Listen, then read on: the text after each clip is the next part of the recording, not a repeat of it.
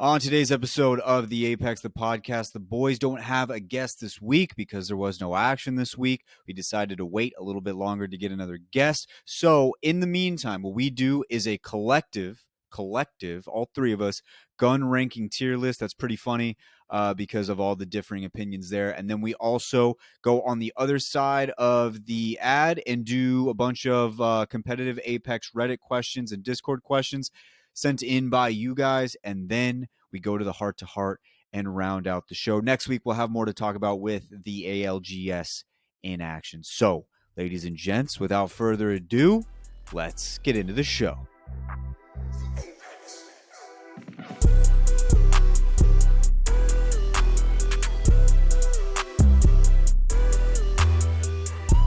What's up, everyone? Welcome back to another episode of the Apex the Podcast.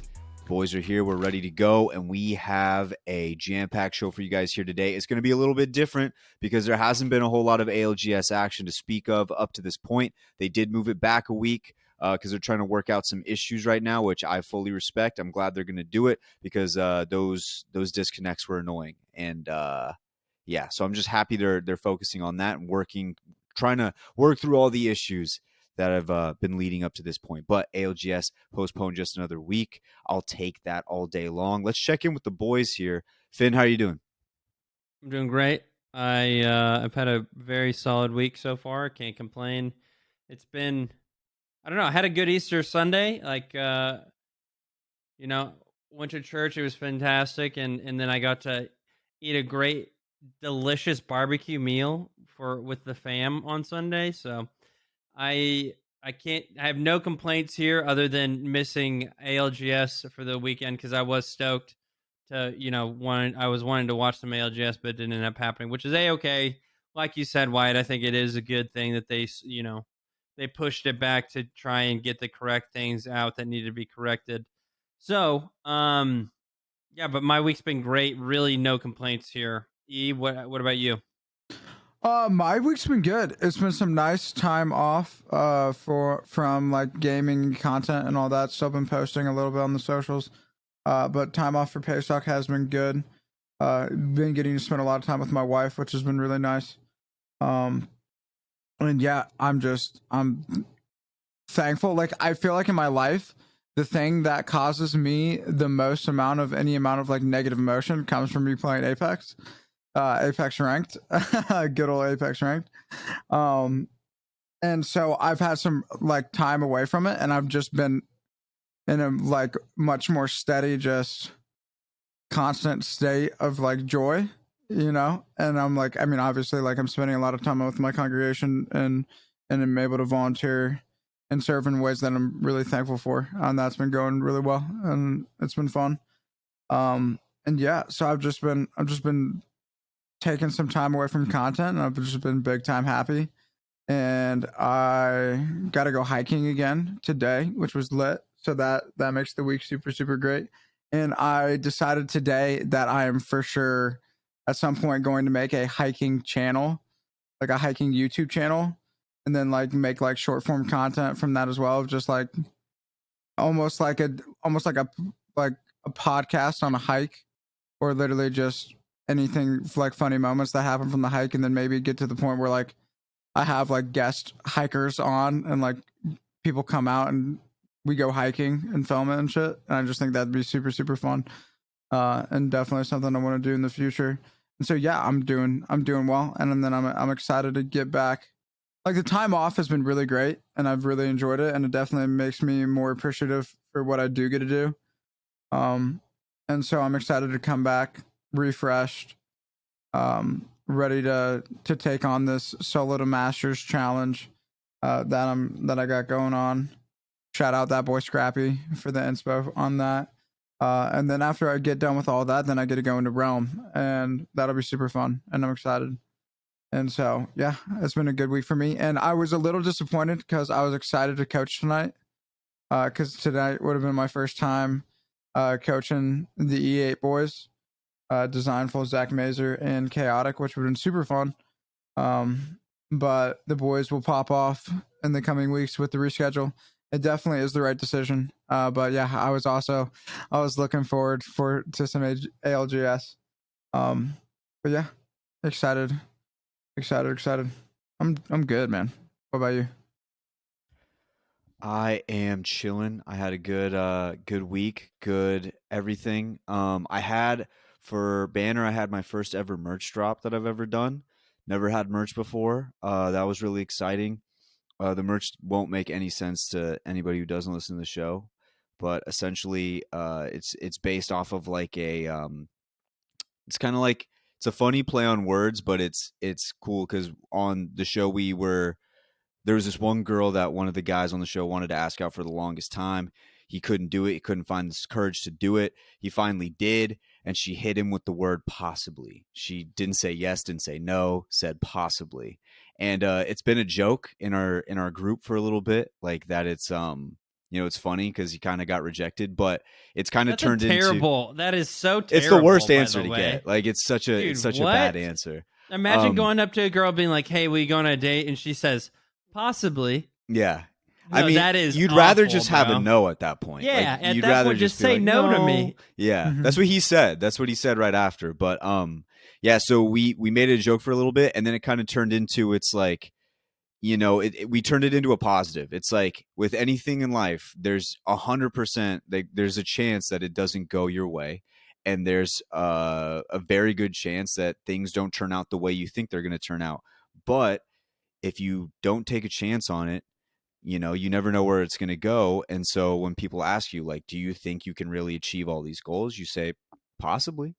And then it just kind of turned into like a thing. And so we put that on a hat, and we put we put a gravestone that my fiance drew and put RIP in it. So it just says possibly RIP, and it's just a gravestone. And it's just like a nice looking hat. And so it was really cool to have that. I've never done it before, and people seem to like it, so I was really excited about that. And then on Easter Sunday, I took the little one golfing. She got a par on hole 1. She's 7. I got a 7 on that hole. She parred it, hit the most beautiful driver shot. Now, mind you, this is not like a crazy course, okay? This is like a 9-hole course. It's like a little it's not a huge course. I think Daltouche described it on her interview. It was like a pitch and putt. It's like that type of course. Like it's got distance, but not very much. It's not like a regular golf course, but it was about 150 yards out. She hit, I'd say actually 120. She hit like a really nice driver shot, and she hit it further than me and her mom. Then she was up on like a ridge. She wedged it onto the green perfectly. It sat probably 6 feet away from the hole, and then she lined up the putt. She put her putter down on the ground. She got low like Tiger Woods, like examined the ground in front of her, and then putted it in. And it was beautiful. It was majestic. It was awesome. So to see her do that was really cool. That was like the highlight of Easter for me. And yeah, it was awesome. It was just a cool experience all the way through. Didn't really feel like a holiday for whatever reason this year. It felt just more like a relaxing like weekend, but I'll take that every day of the week. So I'm feeling good. Sounds like you guys are feeling good. We're all excited. We're all refreshed. And I think with all of these good vibes, we should definitely do a collective tier list of weapons in Apex Legends to absolutely destroy said vibes with the arguments that are about to come this way. Maybe not too many arguments. We'll see how it goes. But we've already had weapon arguments in the past. So Finn's going to pull up this tier list here. If you're watching on the YouTube, you're going to be able to see exactly where each gun fits into the tier list. But boys, how do we want to start this off? Do you want to just start from the Havoc and go all the way down, or do you want to go by different gun types? That's a great question. I'm open to both. E, what would you like? Do you think we should do S tier first, or do you think we should start with like in order of what's on our screen? And for those that are just the listeners, okay, we will be filling you up. We're filling you up. Yeah, we will. What'd you say? What'd you say about our viewers? We'll be explaining everything and filling up this tier list vocally, audibly, so that you can understand it. And for those that don't know what a tier list is, it just goes from S tier all the way down to D tier. S, A, B, C, D based off of ranking and what's the best and what's not. So yeah, I think we should actually let's start with the guns. Let's use guns instead of doing tier lists. I think that'll make it a little bit more spicy. Okay. So starting with the Havoc, Yes. I think it's minimum B tier. Yeah. I agree with that. I'm tempted to like. Are we talking? Is this going to be a Havoc with turbocharger, or is it just going to be It doesn't matter. plain gun? No, It's a no, B tier. no, nothing. It's a B tier either way. You think it's B Alright, tier bro. either way? I mean, dude, the Havoc is insane. If you're good, like if you actually like, if you take any amount of time to like get good with the Havoc is nuts. I think I'd argue that the Havoc with turbocharger makes it A, like lower tier of A than B. But if you want to go B, I'm okay with starting it that's in B. why I think that's the fact we you keep it yeah. in B because like if you think it's an A with a turbo, I think like you take that into account and you're like, okay, it's for sure a B gun, and even probably towards the top of B. But like I think whether or not you have the turbo or not, it's a B tier gun, and that I think the capability that you have to be able to put a turbo on it doesn't necessarily put it into A. Because Yeah, I mean- unless we're doing like a turbocharged Havoc as a different gun.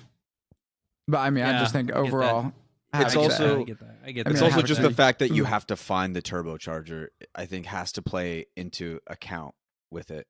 You know, like the fact that there is an Yeah, I attachment that only you have pick to up- get to make it A. Yeah. I only really run the Havoc if I get a turbo off rip, like at the beginning when I'm looting. Because if not, then there's not a reason to just carry a Havoc around. So I'll keep it at B. I actually am okay with that. All right, next is the Nemesis. Definitely D. I'm just kidding. I'm in between S and A. I was gonna put it at high tier. How is it not S? It's gonna be high tier A. No. What? Wait, It's Finn, just you were I saying mean, high bro. tier A? Yeah, I was gonna say the best gun in A, but not quite S tier. No, I think it's definitely S tier. I think it's S. I mean, what are we putting in S tier if we're not putting the Nemesis? That's my question. I don't know yet. That's the whole point. We're Okay, well, gonna I have think to I come think back we over definitely, this. I definitely think we. I mean, it's just like best AR, not even close. Okay. It's All like right. no contest. What about the Volt? I think it's B. Really? I was gonna say What were A. you gonna put a C? I was gonna say A. No, I think it's what? B as well. I think it's Really? B as well. I mean, dude. I Yeah. mean, like the R9, bro. I think is just. Casual. I Hey, guess. hey, Sure, hold right now. on. Before we even go any bit further, Enoch needs to apologize because I said, hey, the R9's better than the Prowler. And he goes, bro, no shot. If I'm like, can you at least that your admit Enoch that is impression? what happened at the beginning, Enoch? You were right about the R9. I you. think the Enoch impression from you was definitely needs some Not my work. best one. Not my best one.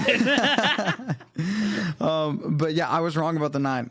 I mean, I still think in certain situations, and depending on what gun your secondary is, that the Prowler is the better way to go. So I think like if you're an M&K player and you are playing charge rifle, I think you should 100% have a Prowler over an R9 because the Prowler is going to give you a much higher chance to get a 1 mag on somebody than an R9.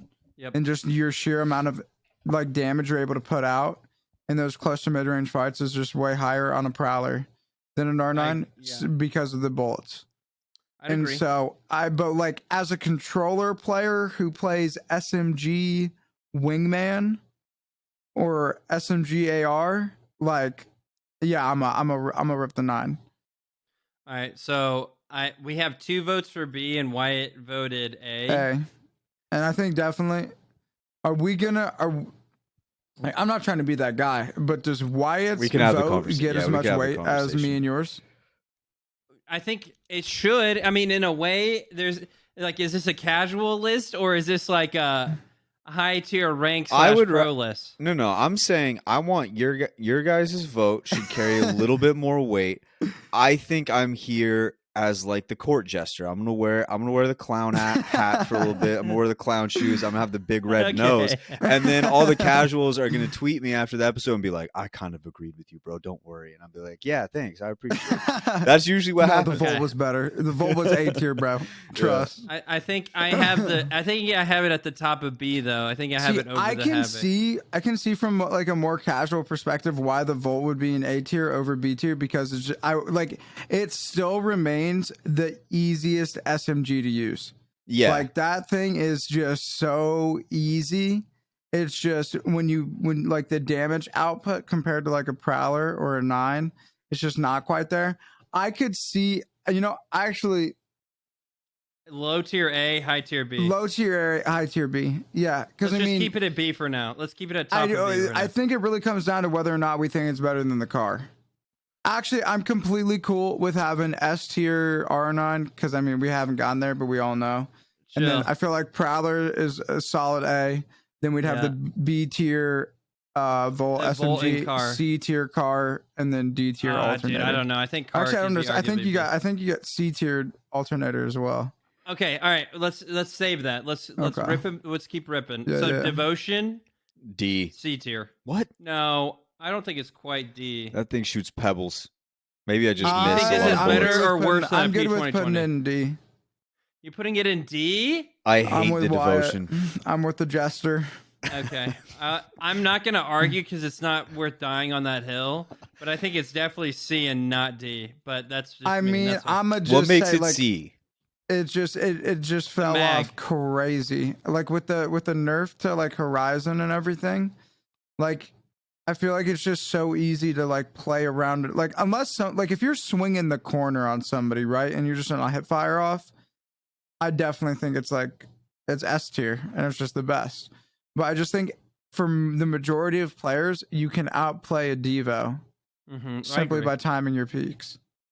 But this goes back to that whenever we had that discussion on when you land at like Skull Town or a 50-50 or some kind, like landing on a Devotion is not the worst gun because of the base mags super high, but it's also like so high risk, high reward. You have to get in their face. So I'm like, once again, not dying on the hill. I'm okay with sticking it in D, but I don't think I value it the same as I would like a P2020. Anyway, okay, next.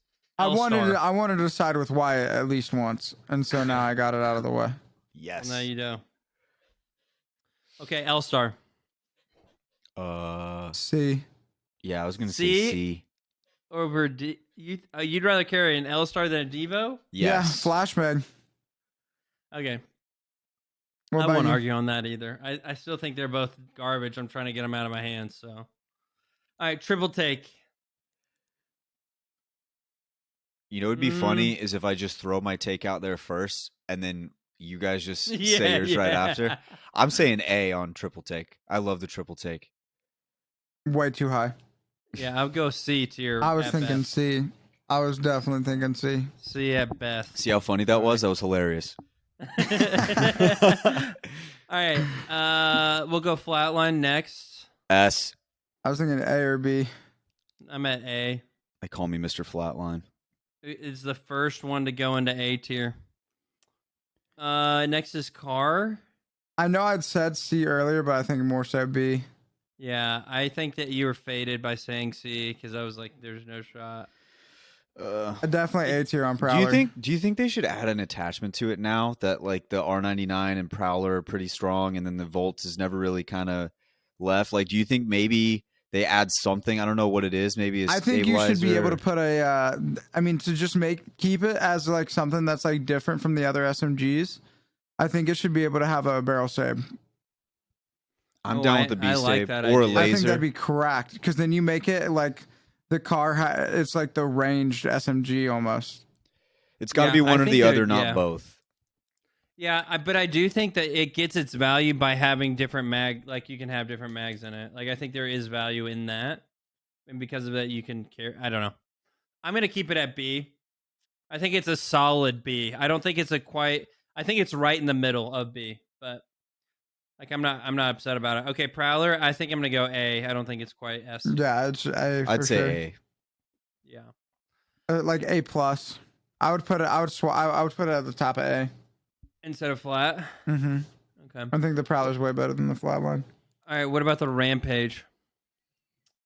That is like a gun that I think a minimum B tier just because of like the capabilities that it has. But I mean, I just as a controller player, it's just not super fun to use. Remember how we talked about how at the beginning, we're not really taking into consideration the hop ups really. Mm-hmm. So like, I don't think Thermite's going to count as a hop up in my opinion. So I think. I think the fact that you can have a gun on, you cannot discount the fact that it's a gun that's on the floor that can shoot through a door. Like, that keeps it at B for me, in my opinion. Also, it's a little bit better than a hop-up, B, though. but I don't think we move Havoc to A. I'm gonna keep it a buck. Oh no! I agree. I'm saying I think it goes to the top of B. I don't know. But I'd much rather Thermites have a are Volt. so much easier to get. I'd much though. rather have a Volt than a Rampage. All right, so let's go Volt, Rampage, Havoc, Car in the B tier. Okay, Yeah, I'm happy. Actually, I think I would rather go this: Volt, Rampage, I Car, won't Havoc. fight you on it. I won't fight you on the order. All right. What about 30-30? I do think D. it's rather wild that you said that the Havoc would be A tier if it had a turbocharger, and now you have it at the bottom of B. Just saying. Just saying. Because a turbo. Once again, we're not taking into account. I mean, I feel like hop-ups. I feel like we don't. I feel like we're not taking him not into account. It's just we're not giving it. Thermites that are much way weight. easier to get though, right? Like thermites. Right. Yeah. One's a hop up. One's a grenade that spawns everywhere. I feel So like I never 30. see turbochargers. Yeah, they're not. I mean, dude, you only find turbochargers when you aren't looking for it. But the moment you're like, oh, I'm playing Havoc this game, you're like, it's just not happening. I think that's fair. Okay. 30-30 repeater. D. No shot. I That's hate just that such a gun. I casual hate that take. gun. It's I a hate that B. gun. Yeah, I just think such a it's B. casual take. I hate that gun Just so much. I think it's B. You are I don't playing think your I've hit role a single perfect here. shot. I don't think I've hit a Yeah, single man. shot with a 30-30. I'm 0-0 with a 30-30. That's funny. I mean, it's like not a gun that you're gonna like want to run in ranked or pubs at all, but like for comp, like that thing is just It's like Slapping. it's like a little it's like an off brand, not an off brand, but like a different off-brand flavor Scout. of G7 Scout. Yeah, Yeah. exactly. Okay, R301. I don't know where it goes, but I think it's going A. Yeah, I'd put it above both of those. I did say Put it above flatline Prowler S and tier, but- Flatline. yeah, I did say flatline S tier, but that's just because that's my personal bias.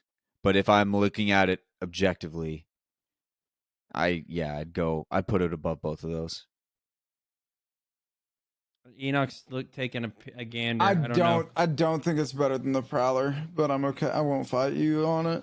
I mean, I think these are all pretty close, in my opinion, but those are also two different things. Like, you're not running Prowler as a primary, right? So, No, I mean, all right. some people might rock the Prowler Eva. That would be Okay, just those like a people are Demon crazy. Maggie comp. Like Wasn't if you there- ran Prowler Eva on Maggie and you just like full aped, like that's actually just a scary combo. I think I'd like rather you're run- at least getting 2 knocks minimum. Yeah. Because it catches people off guard. I'm almost rather Mozam than an Eva. Was the Prowler True. in the crate when the EVA 8 was good? That one Kings Canyon season? I think it was like season 8 Could or not tell something. you. Because I I can't remember, remember but I when did- the that was EVA like 8 prime was Gimby. disgusting. And I don't remember if the Prowler was in the crate or not. Because that might have been the time that people were running that Those were dark that days. set. I know. Those were dark Those were days. You're not dark even days. lying. Dude, no, E. the Eva meta days were just The worst. Down That's bad. why it's even thinking they're dark days too. That's how you know. I've Like- never I've always hated seasons where like there was a shotgun that took over like major control.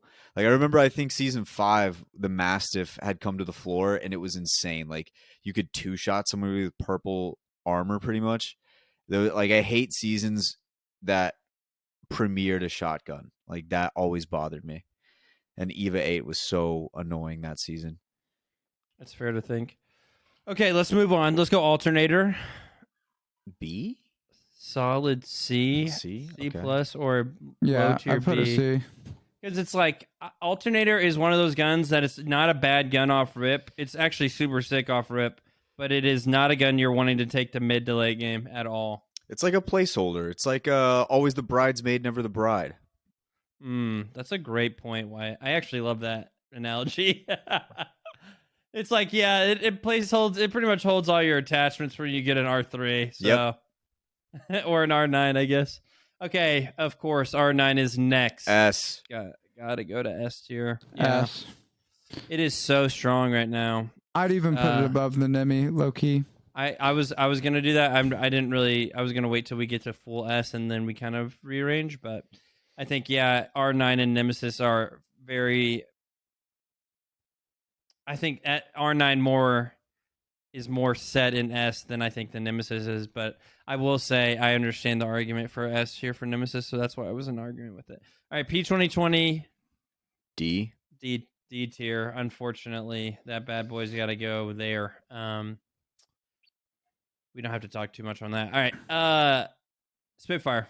Let's say like low C. Yes, or D. I mean, like LMGs are just an L in my opinion, bro. You just feel like it's just you die so fast because you're just not moving at all. Yeah, you're so forced to hip fire, and it's even then you're at the mercy of the other person just missing their shots because they're getting gunned down by a Spitfire that has 60 shots. So I agree. I think it's better though when Apex Legends is making the LMGs suck. Like the game overall, I think is better when LMGs aren't running the meta. It's just 100% better. Oh, I agree. Dude, you remember whenever? Oh my gosh, let's bring back some PTSD for those that have remember this. The Horizon Spitfire meta that was happening on Olympus. Do you remember that? Horrible. Oh, terrible. My gosh. Then they followed it up with the L Star. Yeah, dude, that was so bad, dude. You're so right. Why I didn't even think about that, but yeah, Apex is in a much healthier state whenever LMGs are not in the meta because of simply like people run out of bullets, but on LMGs they just simply do not. So I agree. All right, G7 Scout. A. I'd go with A. I think A is a good spot. You gotta go low tier. I think it'd be low tier A, low part of A, but I think it is A for sure. Now, how are we going to rank these though? Because this is a different ranking. Because obviously they're going to be a little bit stronger than like the regular pool, but like I feel like we have to rank them on a little bit of like a weighted scale. Like they're not all S though. Yeah.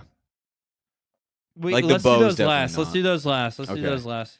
Yeah, for those that don't know what we're talking about, we're looking at the crate weapons. So we're gonna actually skip those and move on to the sniper ammo weapon class. So let's do Wingman. I'm gonna say A, low A. I think it's firmly A. I mean, yeah, I think it's got to be at least above R3. Think it's above R3. I'm not saying the R3 is all the way down there. I just thought we move. Yeah, and then R3 over flat.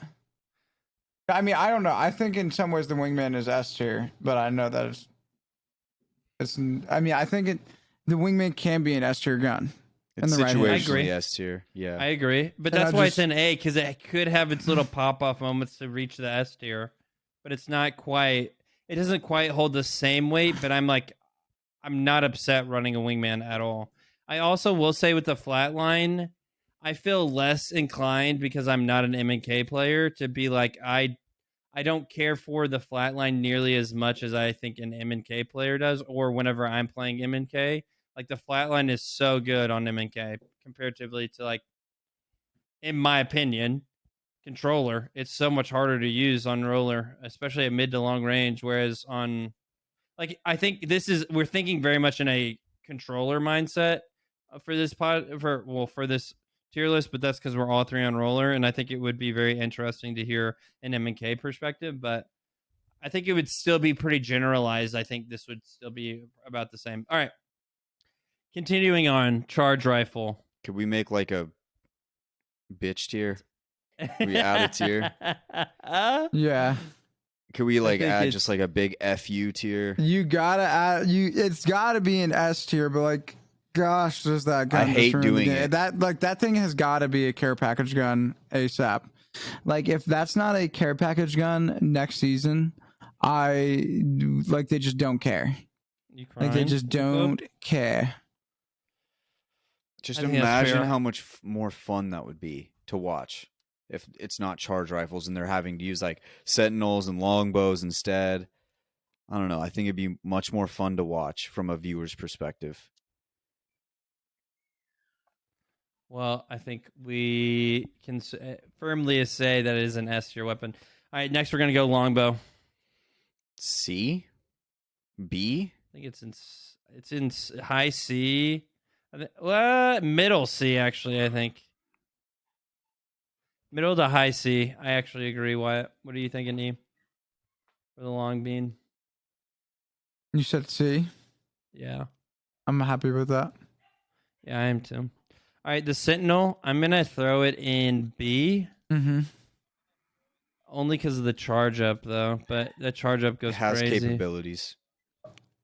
Dude, the capabilities Yeah. to make it into it an could A go weapon. nuts. 100%. Yeah. Definitely better than the longbow. Yeah, I agree. I'd much rather run the Sentinel because it's what charged up headshot is 152. That's crazy on one gun. That's like literally a care package like type stuff. Yeah. Okay, moving on to shotguns, and then we'll get into crate weapons. Eva 8. D? Or am I just bad? I'll throw it in C. Yeah, I'm good with Because C. it could potentially go to B, but I think it's probably still firmly in C. Mastiff, I hate the probably in Mastiff. C as well. I'd throw it in F. No, if I I'd could. put a D. That gun is cheeks. It can hit sometimes, but yeah, I agree. It's not. It's definitely lost. It's not in its prime right now. Oh, I'm okay with it going to D, but it's gonna be high tier D though. I'd rather pick that up. Then yeah. Mozambique. I kind of like the Mozambique, to be honest. Is this faded? How faded is this? Might be a I want it little to be faded. in B. I want Mozam to be in B tier. Well, if it's I'm got the okay ham with it. sandwiches, then it's definitely up there. But I don't think it has that right now. What do you think, E? Yeah, I'm good with the MB.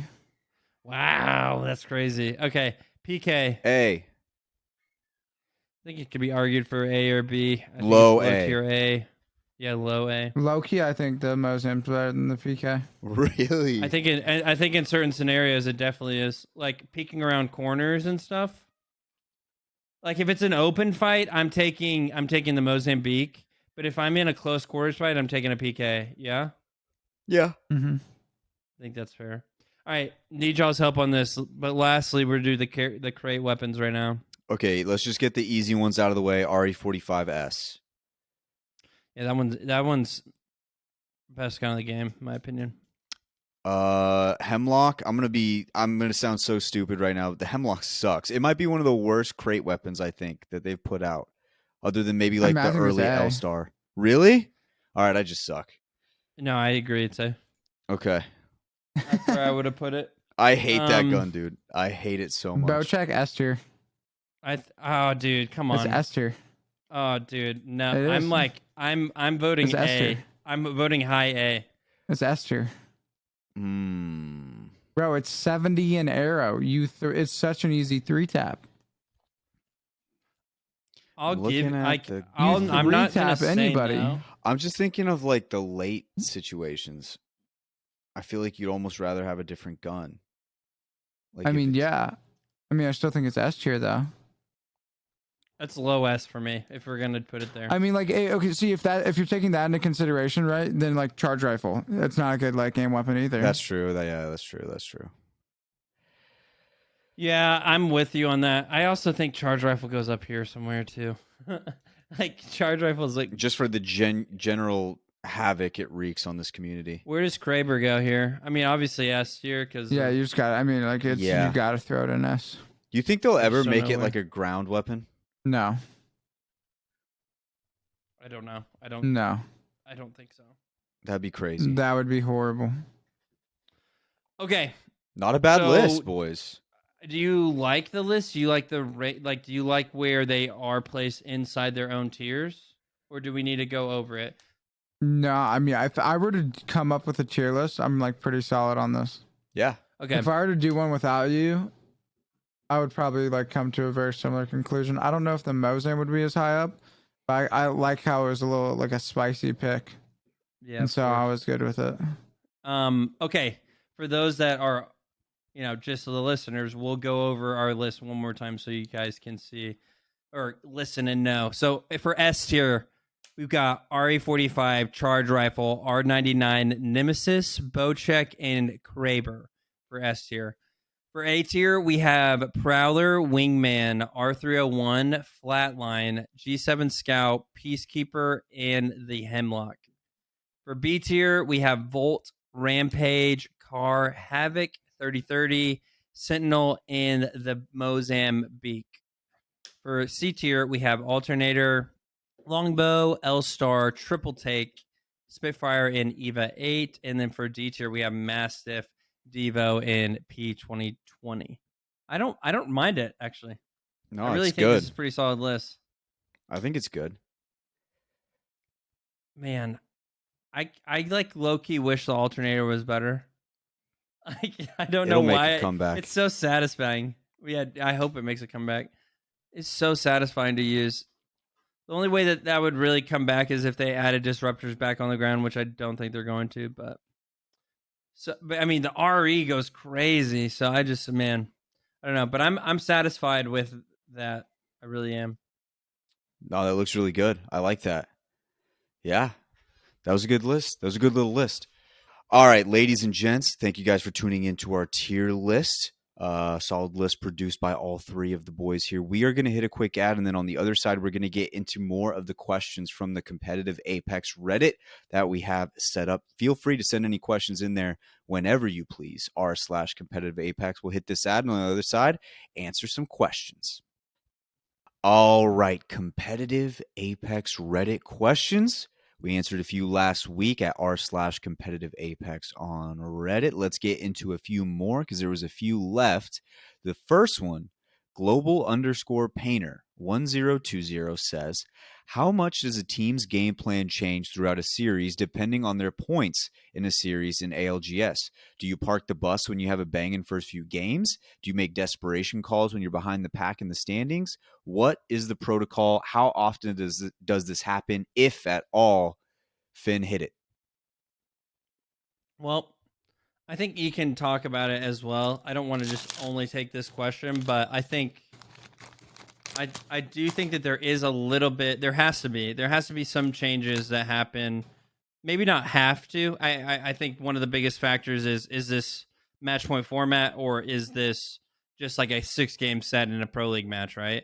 Or a pro league series. So I think yes, there are definitely changes and more risk taken if you are in the 16th through 20th place. I think you don't want to go too crazy because I think being reckless is pretty much already taking an L anyway.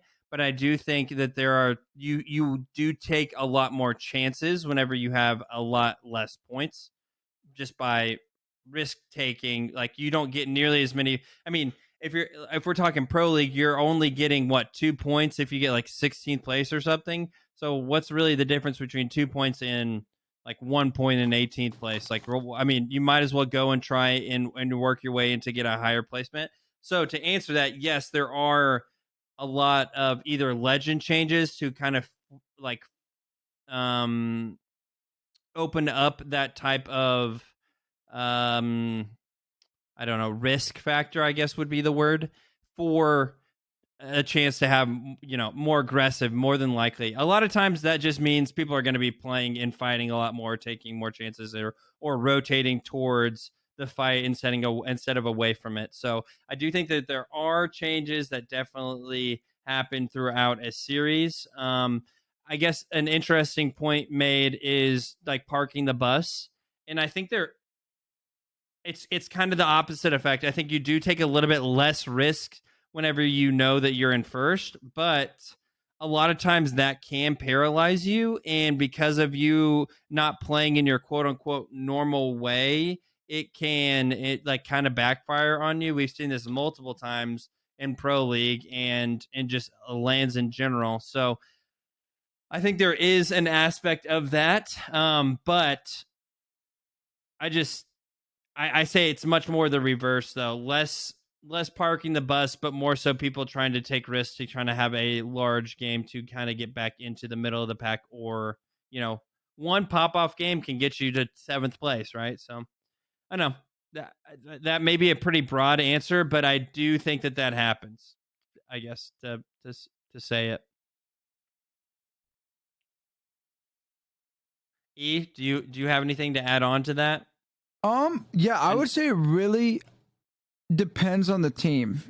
And I would say that you have like your teams that typically will play edge and they'll go for like those 20 bombs more often than not. I don't see those teams really playing a whole lot more safe depending on how like zone is. Like obviously if a team who typically plays zone gets a good like chance to get into like one of those like top 5 spots, they'll typically be more inclined to go for it, especially if they have a lead. But I would say for the most part, that playstyle adjustment happens way more due to where zone's at, more so than where people at rather than where people are at on placement. It definitely does play a role and is a factor at times. Because when you're in that like bottom half and you're like, okay guys, like we're one pop off game away, then you might go for that. But if you're like a zone team, you're not gonna, like if your team who always plays zone, I think the chances of you saying like, oh, we're in 16th place, let's go for a pop off game, like I don't think that's gonna happen. Like a zone team, like if they're gonna go for a big game, they're gonna go for a big game by like running triple poke posted up in the building early and hoping that there ends up being fights that break out around them. But yeah, that would be like my take. I would say that it's not as big of a impact as some people would think, and that teams typically just have their play style that they'll stick to depending on where the zone goes, and then it can have an effect, but nothing too crazy. I like that, E. I'm not gonna lie, I like that question. I like that answer out of you. Thank you. Beautiful. Once again, shout out to Global Painter 1020. Let's move on into the next question. This one comes from World So Frozen, and they say Apex and other battle royales feature a lot of RNG, and generally the most consistent teams and players are the ones who mitigate RNG as much as possible. What are some of the ways players do this?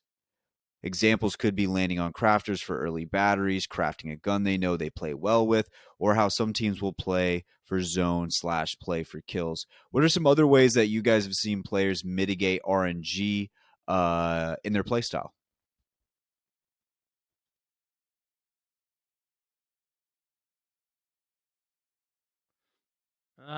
I'm trying to think of besides something that they mentioned, but I think having checkpoints. We've talked about this with Raven. I think we talked about it with a few other people as well as a few of our guests that play in the Pro League. But one of those things is having checkpoints and having safe spots or spots that people are very comfortable playing out of, depending on zone. So I think that does mitigate RNG because of how much experience that you've had with that particular spot, depending on zone. I do love that they bring up the whole playing zone is less RNG, which I think that's probably correct, considering Edge now less than like previous due to the changes of how it's pretty basically a UAV now, and you can kind of scout out your Edge play. But it used to be a lot more riskier to play Edge than it is, I guess, now. But the answer or the bringing up of playing zone is one of those huge mitigated factors of less RNG, just because the deeper you are into zone, the better spot in zone, the less likely you are to die, and therefore increases your chances to get better placement, therefore getting more getting more points. So I guess that's my thought process. I can't think of any maybe particular like I mean I guess legend comps, right? Like some legend comps are a lot less risky than others, which mean less RNG to them. But I was gonna say like Loba. Like Loba's a great example of, you know, if you have bad loot or you get really bad loot, like Loba is a way to reduce your RNG by getting loot for free if you're in zone or in a spot that needs it or something like that. But I don't know. Do you have anything like this? I would say I'm a big fan of having like 3 guns that you basically run all the time, and that, or like 3 to 4 to like 5 guns that you're like steady with, and then having out of those like the 2 guns that you run like 80 to 90% of your games. I think that's super good. Just because you're able to practice and build up that consistency, which can like if you use the wingman like 90% of your games, you're going to be so much better with the wingman than somebody who only uses it like 50 to 40% of their games, just because you're going to have that much more like reps on them. But I would never ever take into account whether something is like craftable to decide like, oh, this is in the this is in the crafter, I'm going to use it because I can get it every game. Like, unless the gun is like that gun, like when the wingman was in the crafter, I'm crafting a wingman. Like, that's simple. Like, if they ever put R9 in the crafter, I'm going to be crafting a 9. Like, that's easy. But I wouldn't look at what guns are in the crafter to decide what I'd be using, just simply because, like I can get it all the time, because then you have to play around crafters, which you're not always going to be able to have like that same POI. I think landing at a same POI and like mastering how to fight at a POI off drop, I think that would be way better than dropping somewhere in order to get a crafter. Because if you can like learn a POI and like get that 50-50 better than the majority of people, like that's just like an off spawn advantage that you'll be able to have, and can go a long way in terms of you getting more consistent games. Because something that is just an absolute vibe killer is like, not when you get like one off spawn fight L, like that's just like, it's okay, it is what it is. But when you get to like the 2 to 3 games where you're dying off rip, like that is just not a fun time. But everyone's been there, and everybody will probably be there again. But I think if you have like a drop spot that you're like landing at all the time, and you just play better and you learn how to play it the best, then that'll have more impact than necessarily like the guns that you're using. Yeah, that would be my take on the consistency thing. And also, one thing is, I would say that you should have an absolute minimum of 3 legends that you can play at a like what you would consider your highest level, and have 3 legends that you're just absolutely rock solid on. So then that way, you never find yourself in a situation where the 2 guys you're playing with are playing like the 2 characters who you want to, and then you have to be that guy who's like, oh, I don't have anybody else I can play. Like, that's just pretty lame. And like, the more that you play other legends, the better you'll, like, if you have at least 3, like, you'll always be able to pick one, and you'll have a better understanding of how to play against those legends, in my opinion. Perfect. Beautiful. Awesome answers from both of you guys. Wait, hold on. Do you have anything to reduce RNG? RNG?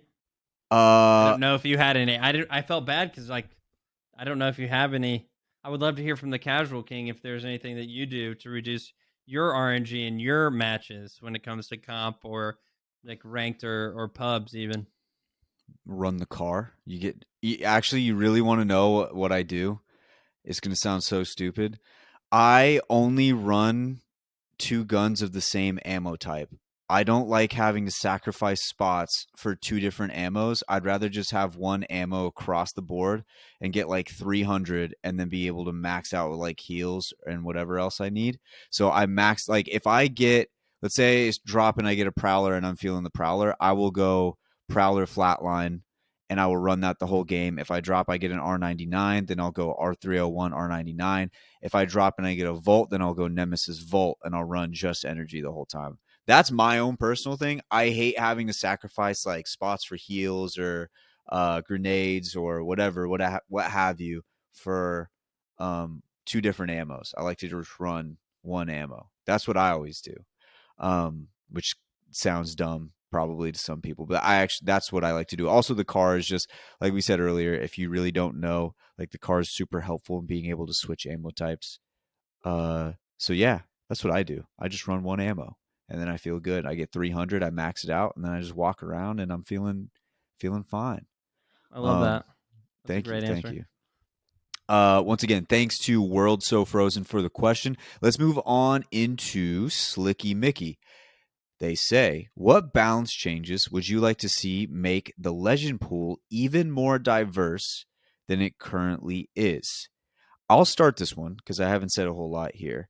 I think when we talked to Lyric, was it Lyric?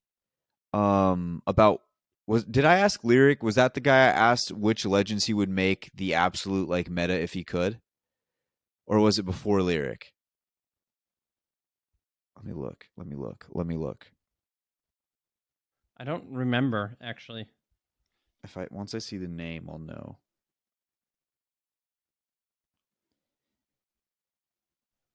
It wouldn't have been Aiden. It may have been Aiden. No. I don't remember. Either way, I asked one of the guests what they would do to make the perfect meta as far as just fun and not focus so much on like the abilities and different things. Like if you could just pick your own personal three that they're, for whatever reason, they are the best. They are the ones. You don't have to go into specifics why. They are just the best. And he kind of picked legends that were all interesting and fun, like the Pathfinder, like the Wraith. And I think he also said Catalyst without Seer would be really interesting. So I think to make the legend pool more diverse and more fun than it currently is, I think Wraith has to be at the forefront with Pathfinder. I think those two legends, because once again, their abilities are only as good as the person wielding them, and there's no damage involved with that. I like that. There's no scans really involved with that. I like that. I would rather have that take the forefront in a competitive setting than what we currently have. Those are two that stand out to me. I also do think Catalyst's wall is interesting on some maps.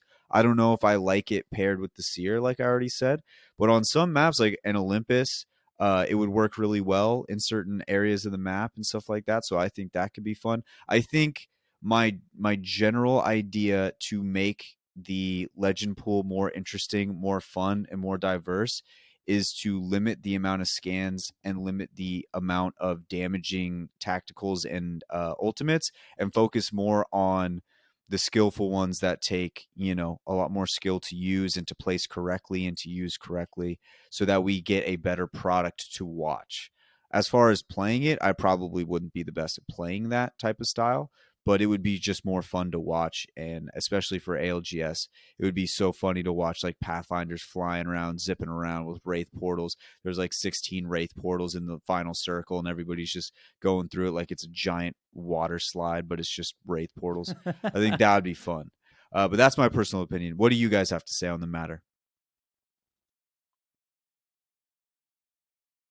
Yeah, I think Wraith and Pathfinder are definitely some of the most fun, and like the different plays that you can make with them respectively, with like the port and then the grapple. I think that Octane for Tap Strafe Enjoyers can be a little wacky and a little crazy. Like that boy Cody is absolutely different. And I think Octane's a fairly fun legend when it's not paired with Revenant. That's when things with Octane get really, really lame. But yeah, I definitely like your point about Wraith and Path and the third option. I think if you like left that spot open just as like a random spot that people can mix up, then I think like that would be a really healthy meta. Like Wraith Path and then a third depending on like what the teams are going for.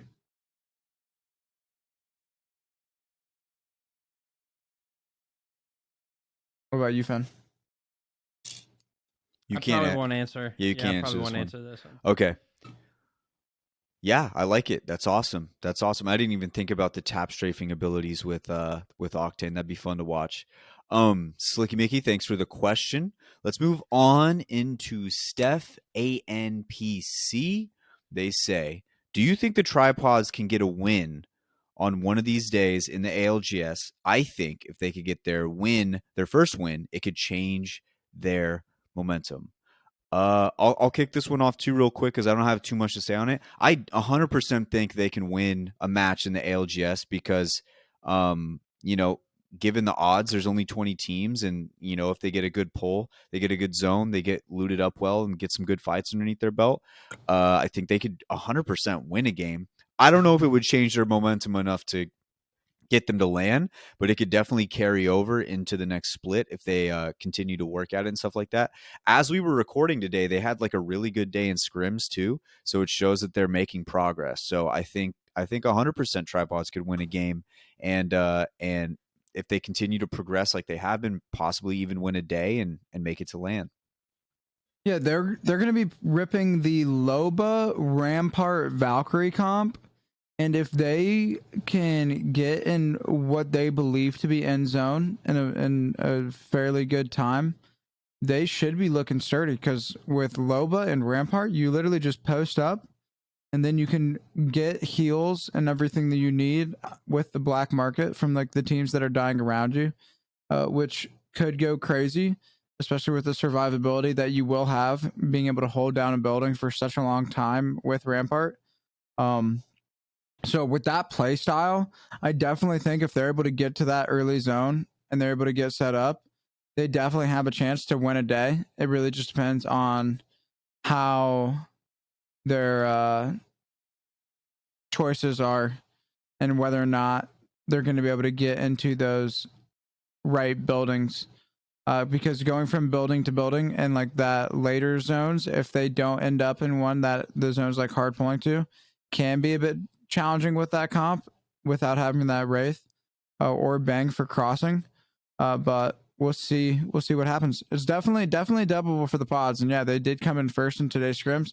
I believe today's scrims were the last scrims. I mean, Tempo said that he won't be running them anymore because apparently that with how much attention and focus everybody's been putting towards Realm, he doesn't feel like the pro players are able to show up and really give their best for their ALGS scrims after playing Realm for 6 hours, just because it's hard to show up and be your best for a prolonged period of time. And so I'm not sure how much I agree that is 100% the main reason why it's happening. But it is definitely something that is contributing. And so we will see what happens with that. But as of right now, we could have a tripods W on the last day of scrims for the foreseeable future. Dude, it's I understand Realm is super tight, and it is. Shout out Realm. I think it is mad cool. I played in some today. I'm gonna gas myself up a little bit. Had like a 8th place with 3 kills, and then got a 3rd place with like 7 kills or something like that. Kind of tight. Just patting myself on the back because it just reminds me of the good old days, and like I know that I still got it. If I put my mind back into it, I could be right on that edge of tier 1, tier 2. I'm speaking that into existence, but I'm only kidding a little bit. But Realm is bringing back that little bit of fire of comp, and I think it's really cool. But like Enoch said, it is kind of eating away at a lot of these pros attention spans. I think is like people are super passionate about Realm right now because it's fun. Like it is fun. right? It's like something new. It's a new dynamic. You're solo queuing. It's a bunch of good players. There's a rank system. There's a prize pool. All this sort of stuff, right? So I think that there is a definite like cool factor about that. And I do know that they have recently had to chalk scrims because there wasn't enough people. I think it was like the first or second day after Realm had come out. So there's definitely an impact on the actual scene itself due to Realm. But I don't necessarily, I mean, that's its own thing. But I do know if I was a org owner and I was paying a professional team and they would not show up to practice, I would be very livid. So I'll say that, and take that as you would. But it's just like, man, that's crazy that they're not showing up for practice, instead playing Realm. Someone brought up for those that are like familiar with the COD scene, like there's money eights. I guess that happens all the time in like other games too, like Fortnite and stuff, like wagers and all kinds of stuff. But that's like saying you're going to play wagers instead of playing like professional practice. And so I think that is a little troll.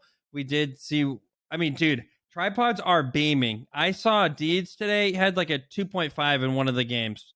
The guy is good at the game. So I do think the tripods team, to kind of round out this question, Wyatt, I do think the tripods will 100% they can win a game. I don't think there's a doubt in my mind that they could win a game.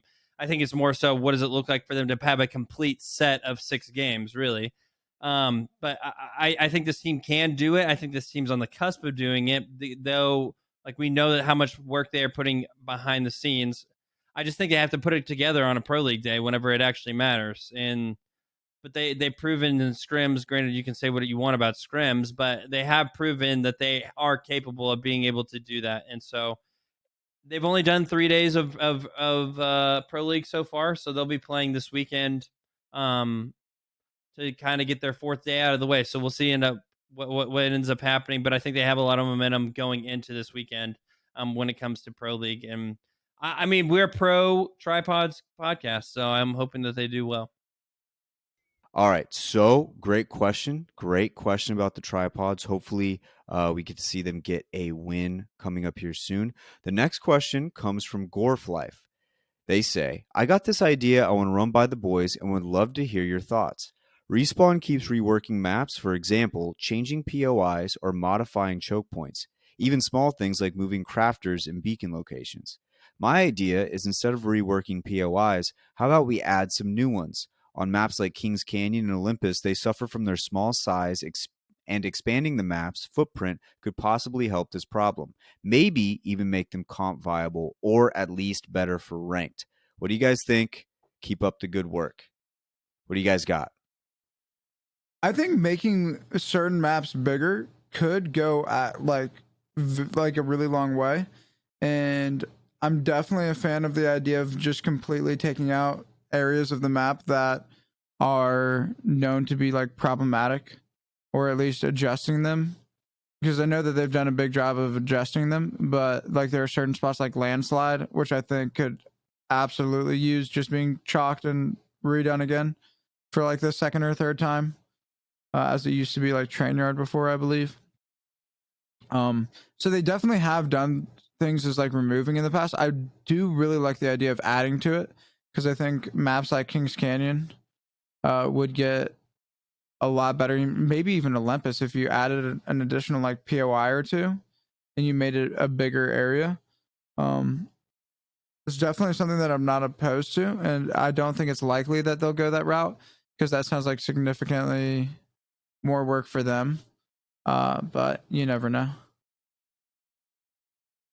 Yeah, I think back in the day, they used to not mess around. They used to be like really hardcore stuck to the lore for a while there, like in the early days, and they wouldn't mess around with things because of lore. And I even remember like the only reason they brought back original Kings Canyon and original World's Edge, that one event, was because they made like a Back to the Future event or something like that, where they teleported back for a week, 2 weeks or something. They used to be heavily like locked onto the lore, and now it seems like they don't really care about lore.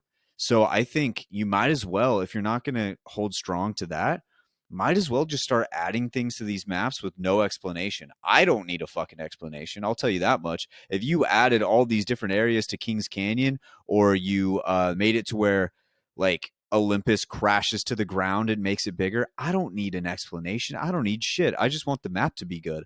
So I think that would be a really solid idea. I think it'd be really positive for some of the maps that don't get a lot of love. And by don't get a lot of love, I mean people hate them.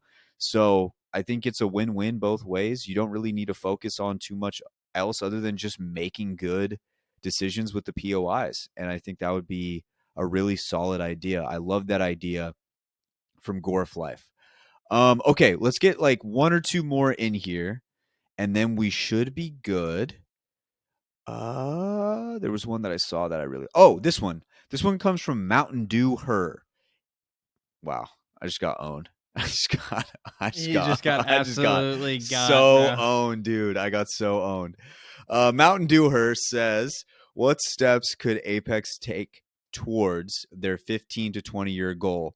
Obviously, Mountain Dew Her is referring to the 15, 20-year goal that they set. I think it was like in an interview or something. They want to make Apex a 15 to 20-year project. What are some steps that you guys think that they could take towards achieving that? Fix audio, make rank playable. Like they need to do something to where the cheater situation isn't as bad as it is. I think if they get solid anti-cheat that works, and then they implement a rank system that is good for both the casual scene, who are more so the rookie to diamond or player base.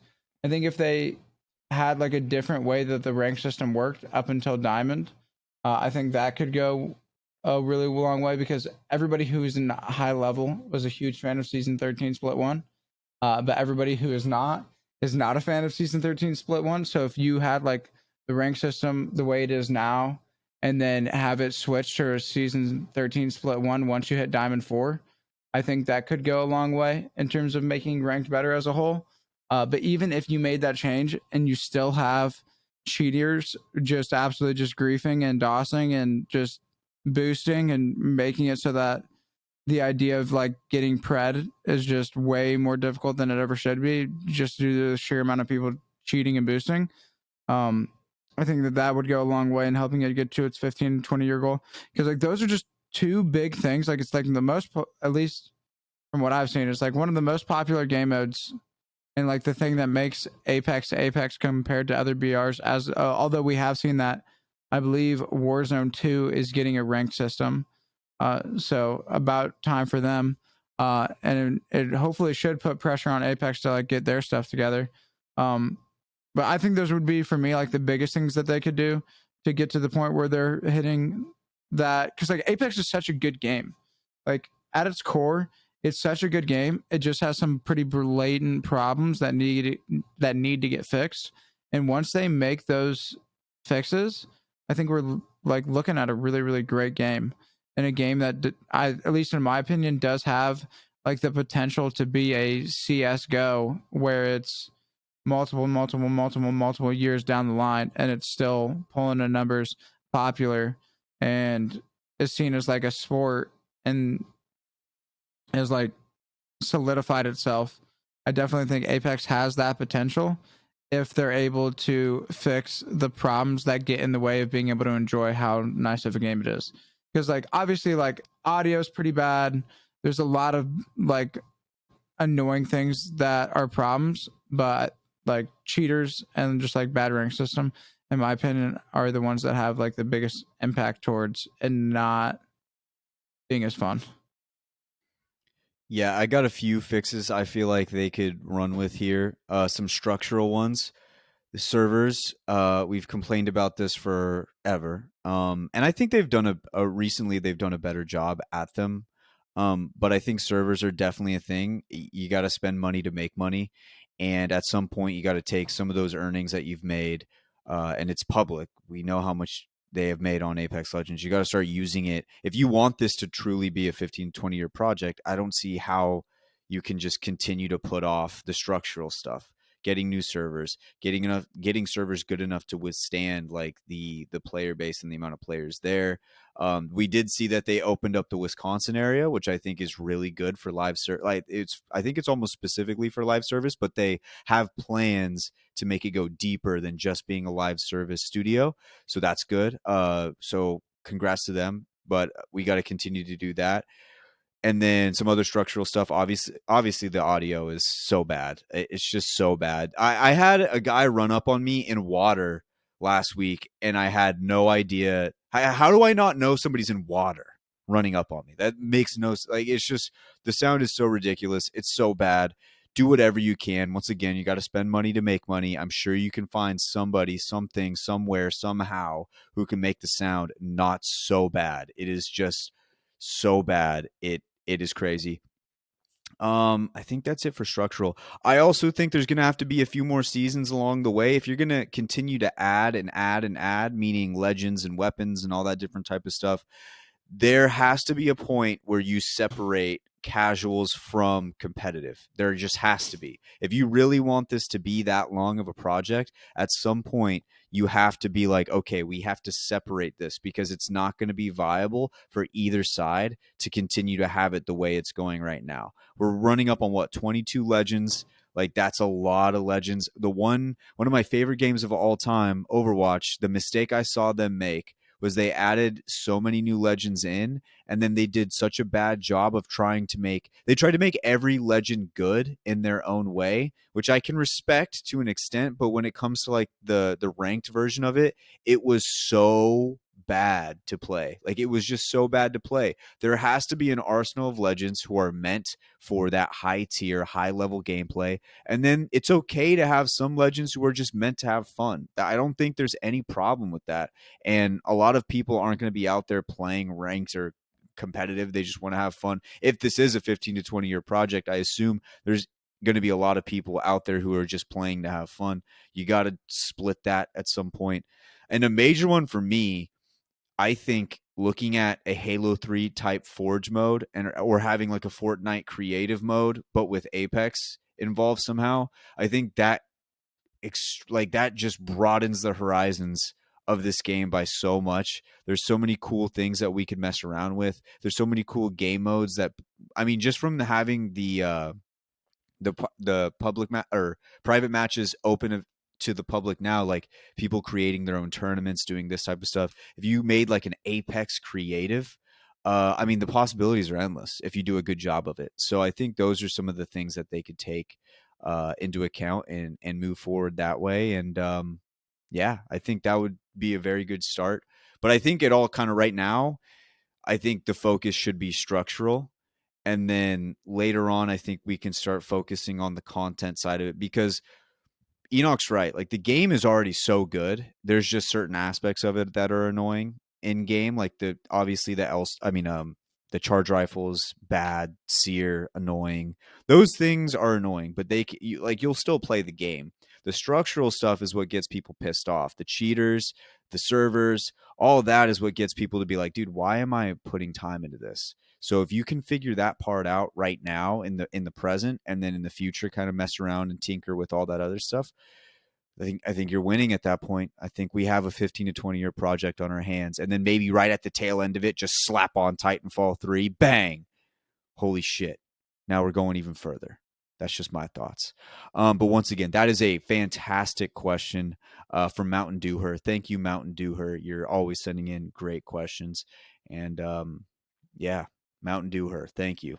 I appreciate it. What do you say, boys?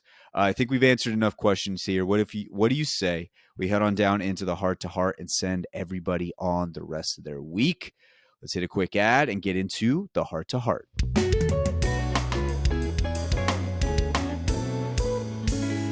All right, heart to heart time, ladies and gents. It is heart to heart time. Boys, does anybody want to go first? I can rip it going first. And it's kind of something that I talked about already, but something that's just been sticking out to me. And it's just, the more that I appreciate where I'm at, the better my life is, for one. And then I feel like I get and I receive more. But then when my attention is on wherever I feel like I'm like not where I want to be necessarily, then my overall experience isn't nearly as fun, and it feels like things progress for me a lot more slowly.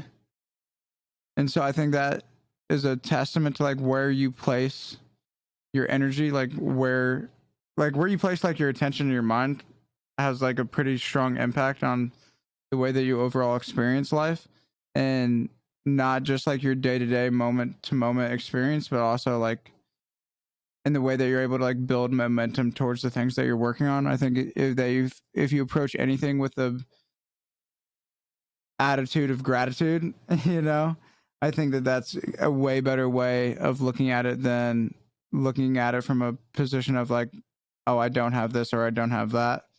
And so that's something that I'm going to continue to work on and focus on, because I know that the better I get at that, the better my life will be overall. And yeah, I think that's pretty cool. That's good. I think that's really good. Beautiful. Appreciate Mine's you. sort of similar. I have like, I guess I've been challenged this week mainly in the like allowing other people to like determine or like dictate how I'm feeling about things. Like I know that sounds weird maybe, but I think I've allowed in this past week that like if something goes bad or someone like says this or says that and I allow it to like affect how like the rest of my day will go, and it's so bad that like I don't love that. I really, that's why I'm saying it's something that I want to work on, because I don't love allowing other people to like dictate the way I'm feeling, which I don't think is necessarily a good thing. So I think seeing the positive in a bad situation and like approaching it of like, okay, even if this is a bad situation, you can always find a positive in it, I guess is what I'm trying to say. So allowing yourself to accept that that you might be in a difficult situation, but don't allow it to dictate the way that you maybe view it, or it affect the rest of your day or your week or your month. So I guess that's my challenge for this week, because I haven't done well in this.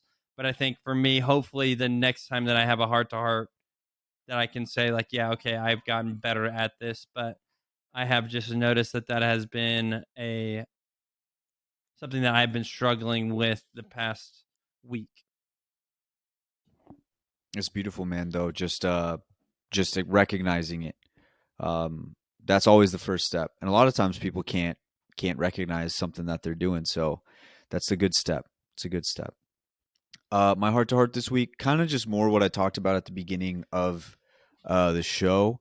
I'm just super excited. I'm super happy that people liked what we put out for the merch, and it was surreal to think about just people wanting to like wear stuff that I made and like followed along in this journey. The entire journey from the Possibly Girl was from like, I think it was like 30 episodes. It was like episode 94 to 120 something, where this guy was just building up courage to ask this girl out, and it turned into like this cool little thing, and it's just cool. It's just really cool.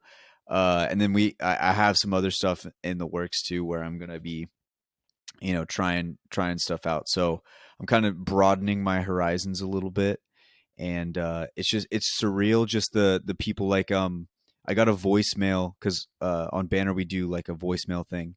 I got a voicemail from somebody from Sweden. Got a voicemail from somebody from like England and stuff, and it's just cool to when stuff like this happens. As small as it is right now, it's just cool to have connections to people who are across the planet, and you become like a little part of their life. And I know from my own podcast that I listen to, that I have been listening to since for years. I got into podcast like 2018.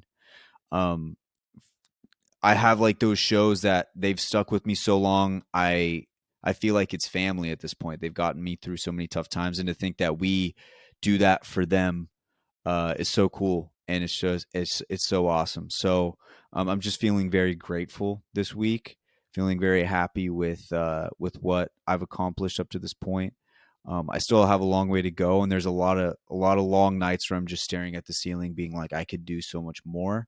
But I feel like that's healthy. It just not like I can't let it control me, obviously, but it is healthy to keep yourself going to make sure you don't get stagnant and you keep moving. So I'm feeling really thankful this week, and just thank all of you guys who tune in and listen and say what's up and reach out and say hello. That's my favorite thing in the world. So appreciate everybody who listens to the Apex and to Banner. I appreciate all you guys. So that's my heart to heart this week.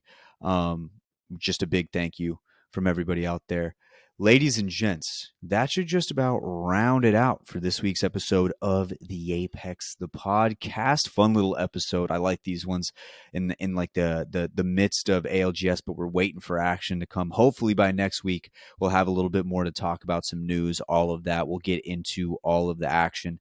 But for this week, just a relaxed little week. I want to hear what you guys think about our gun rankings too. I want to see what the general consensus is out there about the tier list.